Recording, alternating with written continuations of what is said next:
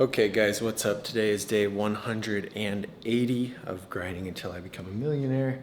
Just trying to make it, trying to make a lot of money, trying to figure my fucking life out and make sure that I don't die poor. So that is what we're working on. I already filmed like 4 minutes of a video and then my phone died. Or my phone ran out of storage. Guys, my life is literally, it's falling apart, basically. That's not gonna work. We'll just hold it for now. So now I switched to the camera. It's a lot easier with just an SD card, and I forgot to just film on the camera in 1080. I'm gonna start doing that now with like my clients and everything. Everything's gonna be 1080 instead of 4K for a number of reasons, but it'll drastically simplify the workflow for now. But anyway, so today's day 180. There's not a ton of stuff that I want to talk about today, but I'll probably get rambling and just go. It's midnight. I'm trying to go to bed soon. And I work today. I work tomorrow. I got to film a client tomorrow. And I'm really excited about that. But anyway, so here's the deal. The last few days have been just really eye-opening and really beneficial for me.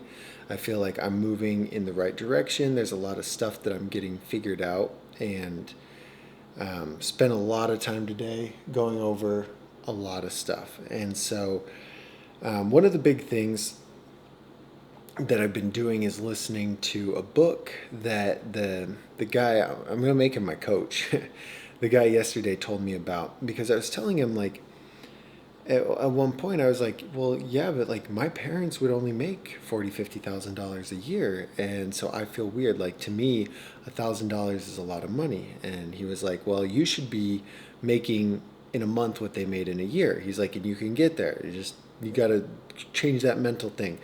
And he recommended a book, and I've been listening to it, and it's been really eye-opening. Not just on like the limiting belief side, but there's so many things that go into it, into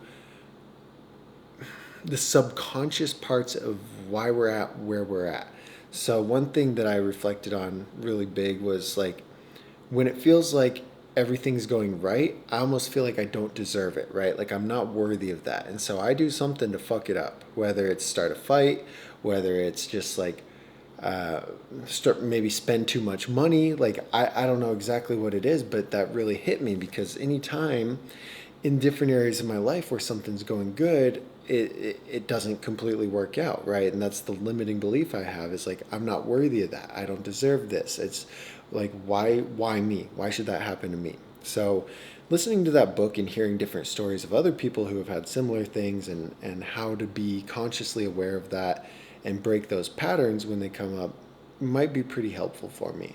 But there's a lot of different instances in the book that I was like, wow, this is interesting. Like, one of them was the fact that, when you're a child, you might pick up on these behaviors or these moods or body language when you outperform your younger sibling or you outperform your older sibling. Like, your parents may not be very happy about that and give you a weird look. And then now you're like, oh, like, what did I do? Shit. Okay. Mom doesn't like when I do that. So now let me hold myself back. And I can say, I don't know. I can't remember a specific time where it like was with my younger brother or my parents or anything like that. But I can remember specific times in my life in like sports and stuff where I felt like I needed to hold myself back just to keep certain people happy and please the crowd. And it's a weird thing, because it's like, I'm like fucking almost 30, right?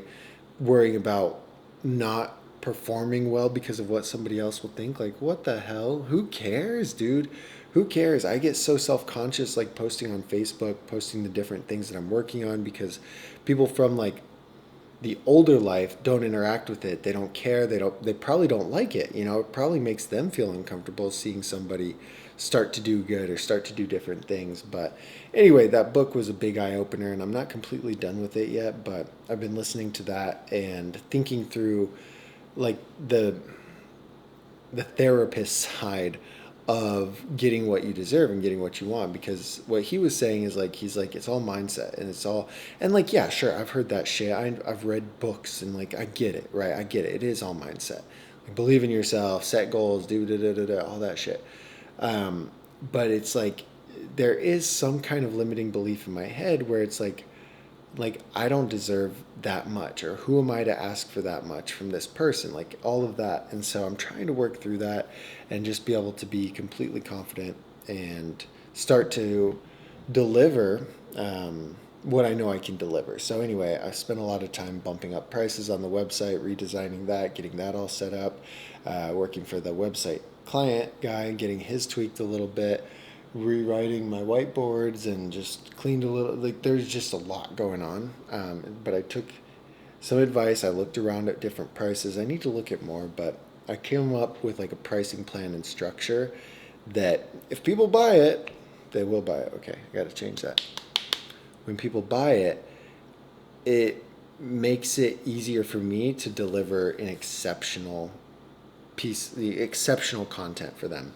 And then I'm really close. I'm getting the systems all ironed out. I've got repeating tasks in Asana to assign to my VA. I reached out to someone who used to write blog posts for me years ago I think he's from the Philippines, and kind of threw it out there. I was like, hey, do you know any VAs? And he's like, well, I'd love to be considered for it. I just had a kid and the extra money would be good. So I already know him, and he does good work. Like he's willing to work, and as long as he actually works and I get my hours from him, then we're cool.